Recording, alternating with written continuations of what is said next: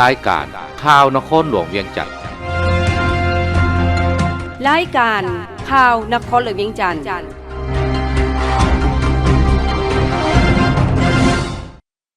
สบายดีท่านผู้ฟังที่เคารพที่นี่สถานีวิทยุกระจายเสียงนครหลวงเวียงจันทน์รายการข่าวนครหลวงเวียงจันทน์ประจำวันศุกร์วันที่14มีนาคม2025มีข่าวที่สำคัญต่างๆมานำเสนอต่อบรรดาท่านต่อไปเส้นทางรับฟังรายละเอียดห้องว่าการสำนักงานนายกรัฐมนตรีเผยแพร่เอกสารสำคัญของพรรคของชาติเพื่อให้สมาชิกพรรคพนักงานรัฐกรทั่วห้องว่าการสำนักงานนายกรัฐมนตรีเห็นได้มูลเสื้ออันพิละอาจหารของบรรพบุรุษถอดถอนเอาบทเรียนและประสบการณ์อันดีเลิศของบรรดาผู้นำมุ่นใส่เข้าในพฤติกรรมตัวจริงรับรู้เข้าใจและยึดมั่นอุดมการณ์ของพรรคมีความหนักแน่นทางด้านการเมืองแนวคิดมีคุณสมบัติศีลธรรมปฏิบัติกำแน่นและเป็นเอกภาพต่อบรรดาเนื้อในจิตใจของเอกสารที่นำมาเผยแพร่เสริมซึมพร้อมทางนำไปค้นคว้าจะตั้งพันขยายเข้าในการจัดตั้งปฏิบัติเวียกการตัวจริงตามหน้าที่การเมืองและความรับผิดชอบของตนในเงินไขใหม่ให้เกิดประโยชน์สูงสุดต่อประเทศชาติและประชาชนวันที่12มีนาคม2025องค์คณะภาคห้องว่าการสำนักงานนายกรัฐมนตรีได้จัดกองประชุมเผยแพร่เอกสารสำคัญของพรรคของชาติโดยเป็นประธานของทานบัวคงนามวงศ์เลขาคณะภาครัฐมนตรีหัวหน้าห้องว่าการสำนักงานนายกรัฐมนตรีทานพลโทแสงนวลสัญราชเลขาคณะภาคประธานสาพันธคบเก่าแห่งชาติลาวมีบรรดาคณะภาคคณะหน่วยภาคภาคฐานสมาชิกภาคและพนักงานรัฐกรเข้าร่วมเอกสารที่นำมาเผยแพร่ในครั้งนี้ประกอบมีเอกสารวันเคียดแค้นของประชาชนลาววันนักคบเสียองค์คะและเสียสละชีวิตเพื่อประเทศชาติ21มีนา1946เผยแพร่โดยทานพลโทแสงนวลสัญราชซึ่งได้ยกให้เห็นเหตุการณ์และการต่อสู้อย่างพิละอาจหาญของทหารและประชาชนเมืองท่าแขกความหมายความสำคัญของบ้านหบดังกล่าว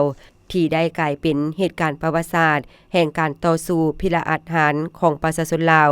และกลายเป็นกระแสฟองให้แก่การปฏิวัติศาสตร์ประชาธิปไตยของพวกเขาก้าวไปสู่การปลดปล่อยชาติอย่างสมบูรณ์เอกสารวันสั่งตั้งพรรคประชาชนปฏิวัติลาวครบรอบ70ปีเอกสารกองประชุมสัมมนาวิทยาศาสตร์70ปีภายใต้การนำพาของพรรคที่มีเกียรติสง่าเผยแพร่โดยทานบัวคงนามวงศ์ซึ่งได้ยกให้เห็นขบวนการวิวัฒน์แห่งการกำเนิดของพรรคประชาชนลาว70ปีแห่งการชี้นำพาของพรรคประชาชนปฏิวัติลาวและมรรคผลที่ได้รับการเสริมขยายมูลเสื้อธาตุแท้ของพรรคเนื้อในสำคัญเอกสารกองประชุมสัมมนาวิทยาศาสตร์เป็นต้นการกำเนิดของพรรคประชาชนลาวเป็นบาทเลี้ยวประวัติศาสตร์ตัดสินชัยชนะของการปฏิวัติพรรคประชาชนปฏิวัติลาวนำพาภารกิจปลดปล่อยชาติอย่างสมบูรณ์พรรคก่อสร้างปรับปรุงอย่างบ่หยุดยั้งเพื่อรับประกันชัยชนะของการปฏิบัติแต่ละระยะพรรคนำพาสร้างรัฐของประชาชนโดยประชาชนเพื่อประชาชน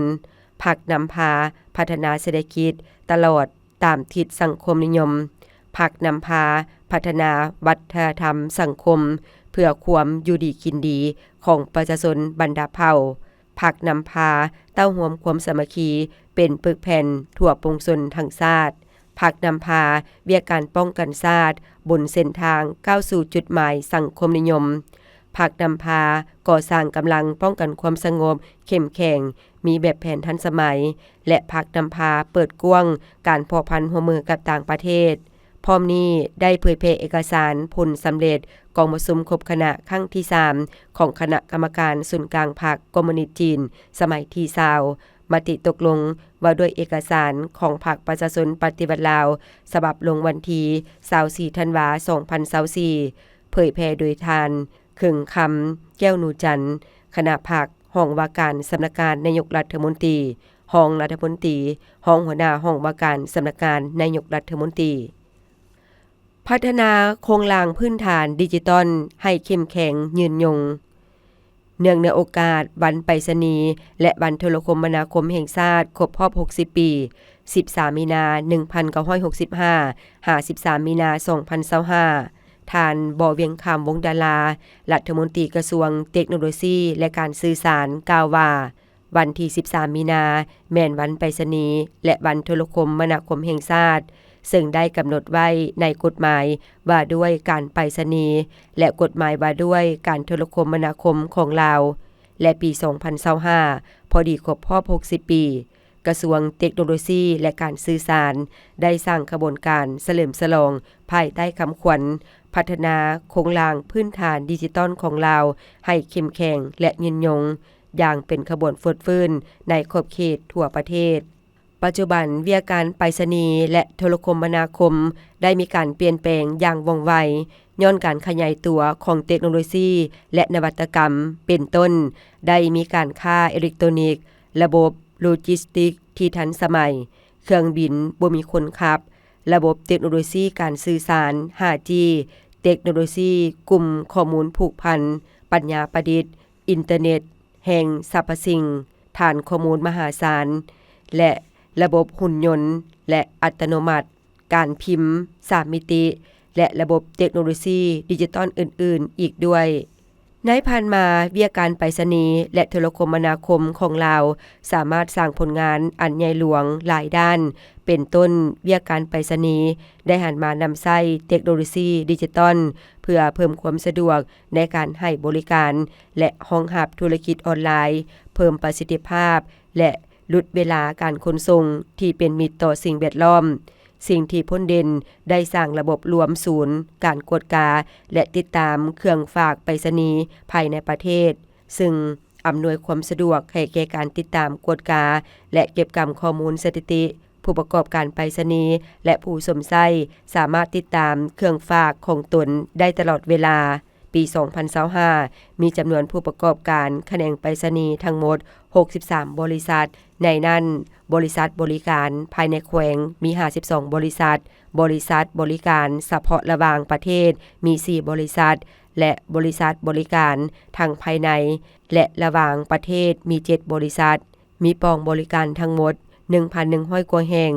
กวมเอาทุกแขวงทุกเมืองและเกือบทุกบ้านในขอบเขตทั่วประเทศสามารถสร้างรายรับได้198ตื้อกว่ากีบและมอบพันธอากรเข้างบประมาณแห่งชาติ14ตื้อกว่ากีบในเวียการโทรคมนาคมเห็นว่าปัจจุบันอยู่ประเทศเฮามีผู้ให้บริการโทรคมนาคม6 บริษัทสนองสิ่งอำนวยความสะดวกทางด้านโทรคมนาคม3 บริษัทและผู้ให้บริการอินเทอร์เน็ตประเภท1จำนวน10 บริษัทประเภท2จำนวน3 บริษัทและประเภท3จำนวน7 บริษัทจุดเสื่อมต่อสายส่งโทรคมนาคมเข้าออกสาธารณรัฐประชาธิปไตยประชาชนลาวมีทั้งหมด22จุดใน14แขวงบรรดาหัวหน่วยธุรกิจเหล่านั้นสามารถสร้างรายรับได้ปี 2025 บรรลุ 5,818 ตื้อกว่ากีบได้มอบพันธะให้รัฐ400กว่าตื้อกีบและขยายสายกาบใหญ่แสงได้ทั้งหมด 97,153 กิโลเมตรขยายสัญญาณโทรศัพท์มือถือได้ทั่วทุกแขวงทุกเมืองสัญญาณโทรศัพท์มือถือระบบ 3G ควบคุมได้85ส่วนห้อย 4G ได้76ส่วนห้อยของจำนวนบ้านทั้งหมดและให้บริการสัญญาณ 5G เริ่มแต่ปี 2024 เป็นต้นมาคาดว่าปี 2026 จะควบคุมได้17ส่วนห้อยของตัวเมืองใหญ่อยู่ภายในแขวงปัจจุบันการนำใช้โทรศัพท์ตั้งโต๊ะและมือถือมีทั้งหมด 7.3 ล้านเลขหมายปี 2024 ได้สั่งตั้งกองทุนพัฒนาโทรคมนาคมและการหันเป็นดิจิทัลเพื่อระดมและสะสมทุนให้แก่การพัฒนาโทรคมนาคมและการหันเป็นดิจิทัลไปสู่เขตห่างไกลซอกลีกและหาประกันความปลอดภัยให้แก่ผู้สมใช้การเฉลิมฉลองวันไปรษณีย์และวันโทรคมนาคมแห่งชาติเป็นการปลูกจิตสำนึกและความรับรู้ให้ทุกคนในสังคมเป็นต้นได้ให้ผู้สร้างระเบียบการและคุ้มครองไปรษณีย์โทรคมนาคมผู้ประกอบการผู้ค้าขายออนไลน์และผู้สมใช้ทั้งหลายเข้าใจลึกซึ้งและผู้สมใช้ทั้งหลายเข้าใจลึกซึ้ง ถึงบทบาทและความสำคัญของเวียกการไปรษณีย์และเวียกการโทรคมนาคมต่อการพัฒนาเศรษฐกิจสังคมของประเทศเฮาพร้อมกันนั้นเพื่อสุขยุส่งเสริมการค้าอิเล็กทรอนิกส์ผู้ประกอบการธุรกิจขนาดน้อยและขนาดกลางการศึกษาทางไกลการแพทย์ทางไกลการผลิตอุตสาหกรรมในยุคดิจิทัลและการถ่ายทอดเทคโนโลยีดิจิทัลที่ก้าวหน้าของโลกเข้ามาประเทศเฮาเพื่อประกอบส่วนจะตั้งผันขยายแนวทางนโยบายของภาครัฐและแผนพัฒนาการหันเป็นดิจิทัลใน3เสาค่ำคือสร้างการบริหารและการบริการของรัฐแบบดิจิทัลสร้างเศรษฐกิจดิจิทัลและสร้างสังคมดิจิทัลให้ปรากฏผลเป็นจริงในประเทศเฮาโอกาสนี้ข้าพเจ้าเรียกร้องมายังบรรดาท่านจงได้นำใช้การบริการไปรษณีย์และโทรคมนาคมเป็นต้นนำใช้อินเทอร์เน็ตและสื่อสังคมออนไลน์ให้มีผลประโยชน์สูงสุดอยู่ในทุกขงเขตเวียกการทั้งภาครัฐและภาคเอกชนพร้อมนั้นต้องมีสติระวังตัวสูงบ่ลงเชื่อและการโฆษณาปั่นป่วนตัวยั่วหลอกลวงของกลุ่มคนบ่ดีเอาใจใส่ยกสูงสมรรถภาพการบริการและคุณภาพของผลิตภัณฑ์หันเป็นทันสมัยด้วยการนำใช้เทคโนโลยีดิจิทัลเพื่อจะตั้งพันขยายมติกล่องประชุมใหญ่ครั้งที่11ของภาคแผนพัฒนาเศรษฐกิจสังคมแห่งชาติ5ปีครั้งที่9และแผนพัฒนาเศรษฐกิจดิจิทัลแห่งชาติ5ปี2021-2025ให้ประสบผลสำเร็จอย่างสง่างามเพื่อสร้างเศรษฐกิจเอกราชเป็นเจ้าตนเองอย่างหนักแน่นร่วมมือจัดตั้งโครงการปรับตัวต่อการเปลี่ยนแปลงดินฟ้าอากาศกรมเคหะและผังเมืองกระทรวงโยธาธิการและขนส่งและสถาบันการเติบโตสีเขียวสากล GGGI ได้เซ็นบทบันทึกความเข้าใจร่วมกันจัดตั้งปฏิบัติโครงการปรับตัวของตัวเมืองต่อกับการเปลี่ยนแปลงดินฟ้าอากาศ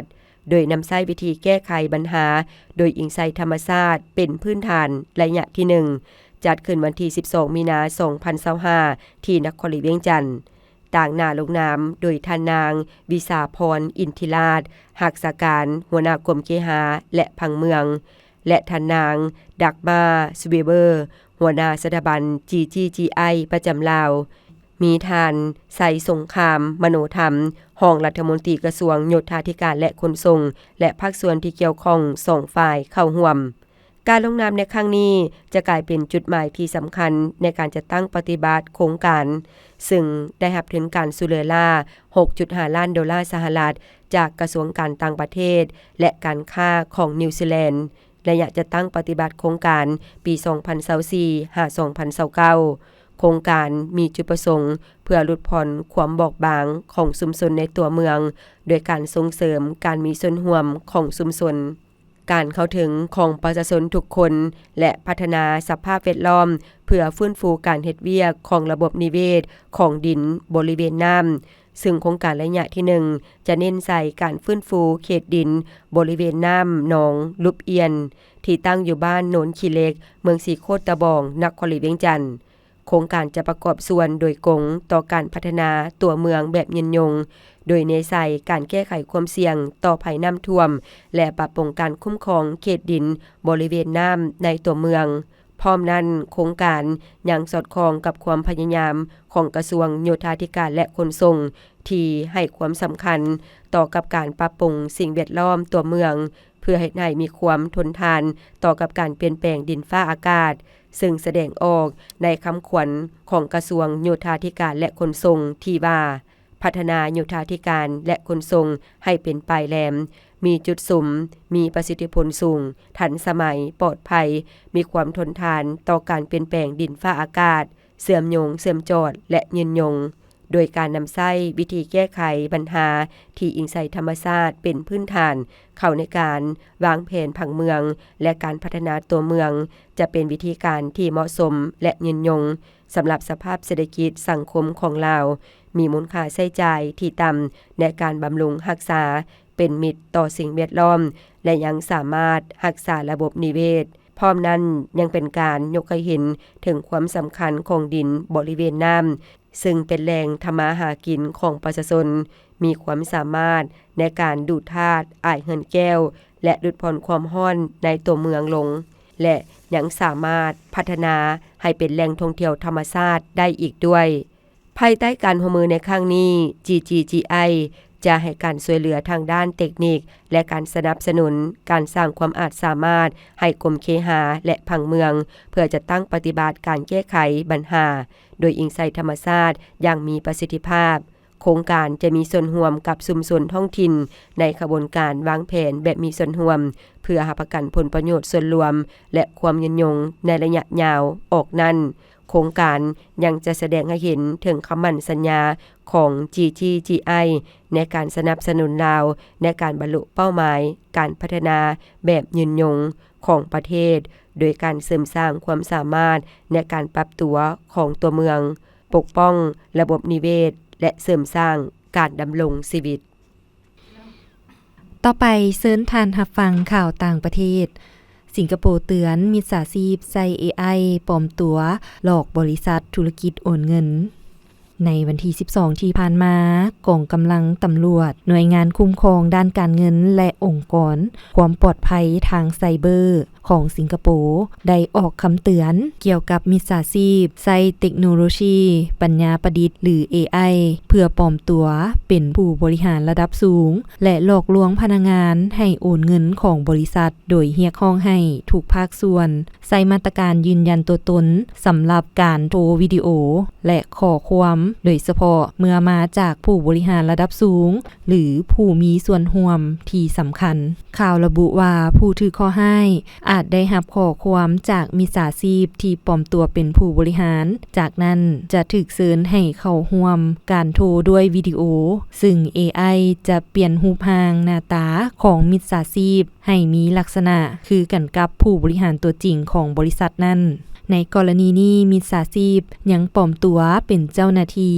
รัฐบาลและนักลงทุนที่มีท่าเอียงลงทุนในขณะที่ผู้ถือข้อให้บางคนถูกหลอกลวงให้เปิดเผยข้อมูลส่วนตัวที่สำคัญเช่นรายละเอียดหนังสือเดินทางเมียนมาส่งออกข้าวสาร 2.37 ล้านกว่าต้นในเดือน11สหพันธ์ข้าวเมียนมารายงานว่าการส่งออกข้าวสารและข้าวฮักของเมียนมาระยะ11เดือนต้นปีงบประมาณ 2024-2025 ปริมาณทั้งหมด 2.37 ล้านกว่าต้นสร้างรายรับได้ 1.09 ตื้อดอลลาร์โดยตัวเลขส่งออกเฉพาะเดือนกุมภาแม่นสูงกว่า 100,000 กว่าต้นข่าวระบุว่าเมียนมาได้ส่งข้าวสารและข้าวฮักไป30กว่าประเทศโดยผ่านทางทะเลและทางบกในศกปี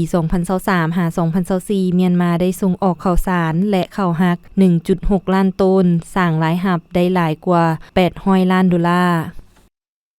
พยากรณ์อากาศประจำวันที่14มีนาคม 2025ความกดดันอากาศต่ำของอากาศร้อนยังปกคลุมอยู่ทั่วทุกภาคของประเทศลาวด้วยกำลังอ่อนสมทบกับกระแสลมตะวันตกพัดปกคลุมภาคเหนือและกระแสลมตะวันออกพัดปกคลุมภาคกลางลงหาภาคใต้ซึ่งจะเฮ็ดให้อากาศจะร้อนอยู่ทั่วไป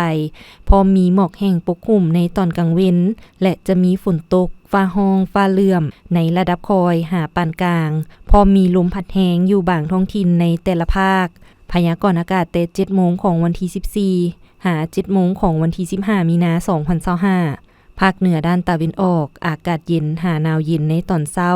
และจะมีฝนตกในระดับคอยหาปานกลางพอมีลมพัดแห้งอยู่บางท้องถิ่น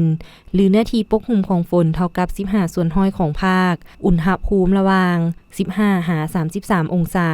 ภาคเหนือด้านตะวันตกอากาศร้อนหาร้อนเอาพอมีหมอกแห้งปกคลุมอยู่ทั่วไปในตอนกลางเว้นและจะมีฝนตกฟ้าห้องฟ้าเหลื่อมในระดับคอยหาปานกลางพอมีลมพัดแห้งอยู่บางท้องถิ่นหรือเนื้อที่ปกคลุมของฝนเท่ากับ20ส่วนห้อยของภาคอุณหภูมิระหว่าง16หา38องศา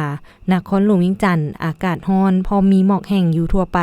ในตอนกลางเว้นและจะมีฝนตกฟ้าห้องฟ้าเหลื่อมในระดับคอยพอมีลมพัดแห้งอยู่บางโอกาสหรือเนื้อที่ปกคลุมของฝนเท่ากับ25ส่วนห้อยอุณหภูมิระหว่าง24หา35องศาภาคกลางอากาศร้อนพอมีหมอกแห้งปกคลุมอยู่ทั่วไปในตอนกลางเว้นและจะมีฝนตกฟ้าห้องฟ้าเหลื่อมในระดับคอยหาปานกลางอยู่บางท้องถิ่นพอมีลมพัดแห้งเป็นบางโอกาส หรือเนื้อที่ปกคลุมของฝนเท่ากับ45ส่วนห้อยของภาคอุณหภูมิระหว่าง23หา36องศาแขวงไซสมบูรณ์อากาศเย็นในตอนกลางคืนหาตอนเช้าและจะมีฟ้าห้องฟ้าเหลื่อมในระดับคอยพอมีลมพัดแรงเป็นบางโอกาสหรือเนื้อที่ปกคลุมของฝนเท่ากับ20ส่วนห้อยอุณหภูมิระหว่าง17หา32องศาภาคใต้อากาศร้อนหาร้อนเอาพอมีหมอกแห้งปกคลุมอยู่ทั่วไปในตอนกลางเว้นและจะมีฝนตกในระดับคอยหาปานกลางอยู่บางท้องถิ่นพอมีลมพัดแรงเป็นบางโอกาสหรือเนื้อที่ปกคลุมของฝนเท่ากับ30ส่วนห้อยของภาคอุณหภูมิระหว่าง23หา38องศาสำหรับเขตภูเพียงบริเวณอากาศเย็นพอมีฝนตกฟ้าห้องฟ้าเหลื่อมในระดับคอยหาปานกลางอยู่บางบริเวณและมีลมพัดแรงเป็นบางโอกาสหรือเนื้อที่ปกคลุมของฝนเท่ากับ35ส่วนห้อยอุณหภูมิระหว่าง16หา28องศา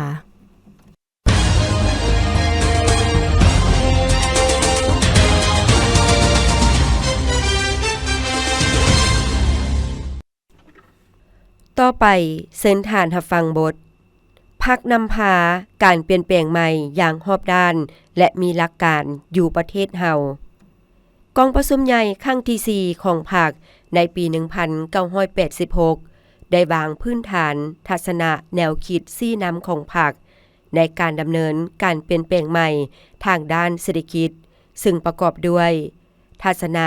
เกี่ยวกับเป้าหมายของการเปลี่ยนแปลงใหม่ทางด้านเศรษฐกิจทัศนะเกี่ยวกับการเปลี่ยนแปลงใหม่ระบอบพัวพันกรรมสิทธิ์ทัศนะเกี่ยวกับการเปลี่ยนแปลงใหม่ในขงเขตกสิกรรมป่าไม้ทัศนะเกี่ยวกับการเปลี่ยนแปลงใหม่ทางด้านการเงินและธนาคารทัศนะเกี่ยวกับการเปลี่ยนแปลงใหม่ทางด้านพัวพันหัวมือเศรษฐกิจกับต่างประเทศและทัศนะเกี่ยวกับการเปลี่ยนแปลงใหม่ภาระบทบาทคุ้มครองของรัฐต่อเศรษฐกิจตลาดประธานไกรสอนพรหมิหารแม่นผู้นำพาการบุกทะลุทางด้านทฤษฎีและเป็นผู้นำพา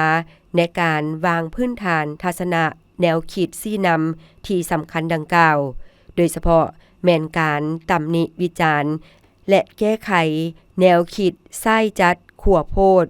แนวคิดคัมภีร์ตายตัวในการก่อสร้างสังคมนิยมโดยเฉพาะการก่อสร้างเศรษฐกิจสังคมนิยมอยู่ประเทศเฮาพรรคเฮาซี้ออกว่าการเปลี่ยนแปลงใหม่แม่นขบวนการวิวัฒน์ที่ต้องดำเนินไปอย่างรอบด้านและมีหลักการซึ่งเป้าหมายเกี่ยวกับการเปลี่ยนแปลงใหม่แม่นแน่ใส่สร้างประเทศชาติให้มั่งคั่งเข้มแข็งประชาชนมีความผาสุกสังคมมีความสิวิไลและยุติธรรมการเปลี่ยนแปลงใหม่แม่นเริ่มจากการเปลี่ยนแปลงทางด้านแนวคิดซึ่งเป็นปัญหากกของการเปลี่ยนแปลงด้านการกระทำย้อนว่าเมื่อมีแนวคิดที่ถูกต้องจึงก่อให้เกิดการกระทำที่ถูกต้องพรรคเฮาได้กำหนดเอาการเปลี่ยนแปลงใหม่ทางด้านเศรษฐกิจเป็นหน้าที่ใจกลางและเอาการเปลี่ยนแปลงใหม่ในระบบการเมืองและการบริหารรัฐเป็นปัญหาสำคัญย้อนว่าเศรษฐกิจแม่นปัญหาที่พัวพันโดยกงถึงชีวิตการเป็นอยู่ของคนและความมั่นคงอยู่ในสังคมถ้าหากเศรษฐกิจล้าหลังบ่ขยายตัวก็จะบ่เป็นการทวงดึงโดยกงต่อความเจริญก้าวหน้าของประเทศชาติการเปลี่ยนแปลงใหม่ทางด้านเศรษฐกิจประธานไกรสอนพรหมิหารได้ถือเอาการเปลี่ยนแปลงใหม่เกี่ยวกับการพัวพันด้านกรรมสิทธิ์เป็นการบุกทะลุทางด้านทฤษฎีอย่างกล้าหาญและประดิษฐ์สร้างโดยการหมุนไส้นโยบายใหม่ทางด้านเศรษฐกิจของเลนินเข้าใส่จุดพิเศษอยู่ประเทศเฮาและก็แม่นการค้นหาสัจธรรมจากความเป็นจริงได้อย่างถูกต้องโดยผ่านบรรดากองประชุมครบคณะสมัยที่4แต่ละครั้งพรรคเฮาได้วางทัศนะเกี่ยวกับระบอบกรรมสิทธิ์ของรัฐและรวมหมู่ซึ่งถือเป็นภาคส่วนเศรษฐกิจที่เป็นหลักแหล่งในการสร้างบรรดาปฐมปัจจัยเพื่อพาประเทศชาติก้าวขึ้นตามจุดหมายสังคมนิยมเศรษฐกิจของรัฐและรวมหมู่ถือเป็นภาคส่วนเศรษฐกิจที่เป็นหลักแหล่งในระบบเศรษฐกิจแห่งชาติทั้งเป็นตัวแบบในการนำใช้ความก้าวหน้าทางด้านวิทยาศาสตร์เทคนิคเข้าในการผลิตการบริการและการเคลื่อนไหวที่มีมากผลสูง มื่อเว้าถึงทัศนะเกี่ยวกับการเปลี่ยนแปลงใหม่ในคงเขตกสิกรรมป่าไม้ภาคเฮาได้เน้นว่าสำหรับประเทศเฮาแล้วการเปลี่ยนแปลงใหม่ทางด้านเศรษฐกิจจะบ่สามารถขยายตัวและก้าวขึ้นได้ถ้าหากคงเขตกสิกรรมป่าไม้บ่ได้รับการเปลี่ยนแปลงอย่างลึกซึ้งถึงทอง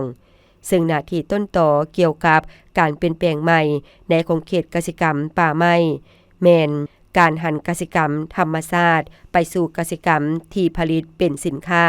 ติดพันกับการก่อสร้างชนบทใหม่อย่างรอบด้านในนี้ถือเอาการผลิตเสบียงอาหารเป็นต้นแม่นบรรหาข้าวกินเป็นแผนงานโครงการบริมสิทธิ์อันหนึ่งที่สำคัญเพื่อปรับปรุงและยกสูงชีวิตการเป็นอยู่ของประชาชนบรรดาเผ่าให้สูงขึ้นการเปลี่ยนแปลงใหม่ในคงเขตกสิกรรมป่าไม้แม่นสุ่มใส่พัฒนาให้เกิดความยืนยงติดพันกับการปกปักรักษาป่าไม้และสิ่งแวดล้อมเกี่ยวกับการเปลี่ยนแปลงใหม่ในคงเขตการเงินและธนาคารภาคเฮาได้เน้นว่าการสร้างกลไกตามระบบเศรษฐกิจตลาดในระยะเปลี่ยนแปลงใหม่เพื่อข้ามผ่านไปสู่เศรษฐกิจตลาดอยู่ประเทศเฮา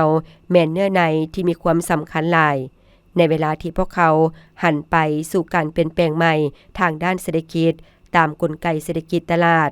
ซึ่งพวกเขาอาจจะประเสริญก็แม่นปรากฏการณ์ภัยเงินเฟ้อเศรษฐกิจมหาภาคขาดความมั่นเที่ยงซึ่งแม่นผลสะท้อนของกลไกเศรษฐกิจเก่าที่ปะไว้และย้อนการคุ้มครองเศรษฐกิจมหาภาคอ่อนแอฉะนั้นสิ่งสำคัญแม่นต้องสร้างพัฒนาและขยายกลไกตามระบบเศรษฐกิจตลาดอย่างเป็นระบบและสั่งให้เศรษฐกิจมหาภาคมีเสถียรภาพการส่งเสริมกลไกเศรษฐกิจตลาดอยู่ประเทศเฮาแม่นต้องติดพันกับการปฏิรูประบบราคาเดียวและติดพันกับการค้าแบบเสรีภายใต้การดัดสมของรัฐพร้อมเดียวกันนี้ก็เอาใจใส่อย่างแข็งแรงการปรับปรุงคืนใหม่บรรดารัฐวิสาหกิจการสุกยู่และเสริมขยายบทบาทของภาคส่วนเศรษฐกิจเอกชนและการเปิดกว้างเพื่อรับเอาการหันมาลงทุนของต่างประเทศอย่างมีการเลือกเฟ้นการเปลี่ยนแปลงใหม่ในคงเขตการเงินและธนาคารแม่นการเปลี่ยนแปลงใหม่ที่เป็นพื้นฐานเพื่อข้ามผ่านไปสู่เศรษฐกิจตามกลไกตลาดในนี้นโยบายเกี่ยวกับภาษีและอากรมีความสำคัญหลายต่อการส่งเสริมหรือจำกัดการขยายตัวของเศรษฐกิจและธุรกิจย้อนแนวนั้นพวกเขาต้องได้ปรับปรุงโครงการบริหารของแขนงภาษีและแขนงอากรให้มีความสะดวกง่ายดายและโปร่งใสลดผ่อนการตกเหี่ยเสียหายและรับประกันการรวมศูนย์ด้านรายรับเอาใจใส่พัฒนาตลาดการเงินเพื่อระดมทุนหอนประกอบส่วนเข้าในการพัฒนาแต่ละด้านก่อสร้างนโยบายและสภาพแวดล้อมเพื่อให้ผู้ลงทุนมีความมั่นใจลดผ่อนระเบียบการกลไก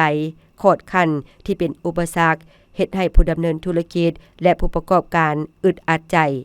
สำหรับการเปลี่ยนแปลงใหม่เกี่ยวกับการพัวพันและการร่วมมือกับต่างประเทศพรรคเฮาเน้นหนักว่าการเปลี่ยนแปลงเกี่ยวกับการพัวพันและการร่วมมือกับต่างประเทศมีบทบาทสำคัญหลายเพื่อกระตุกสุกยู่ให้เศรษฐกิจแห่งชาติขยายตัวอย่างเป็นระบบแก้ไขการขาดดุลและเฮ็ดให้เศรษฐกิจของประเทศเฮาเสื่อมตัวเข้ากับสากลหลายขึ้นภายใต้การนำพาของพรรคภารกิจเปลี่ยนแปลงใหม่อยู่ประเทศเฮาซึ่งดำเนินมาเป็นเวลาเกือบ40ปีแล้วนั้นได้ก่อให้เกิดมากผลอย่างหนักแน่นต่อเนื่องและนำเอาผลประโยชน์ตัวจริงมาสู่ประเทศชาติอย่างมีชีวิตชีวาสร้างบรรดาเงินไขและปัจจัยพื้นฐานให้แก่การพัฒนาประเทศชาติให้มีความมั่งคั่งเข้มแข็งประชาชนมีความผาสุกสังคมมีความศิวิไลและยุติธรรมที่ท่านฟังแล้วนั้นแมนบทผักนำพาการเปลี่ยนแปลงใหม่อย่างรอบด้านและมีหลักการอยู่ประเทศเฮาท่านผู้ฟังที่เคารพรายการข่าวนครหลวงเวียงจันทน์สำหรับภาคนี้ได้เสียงสุดลงเพียงเท่านี้เพชรสมรดวงวิไลพร้อมด้วยอุเลวันแสงพระจันทร์อ่านสบายดี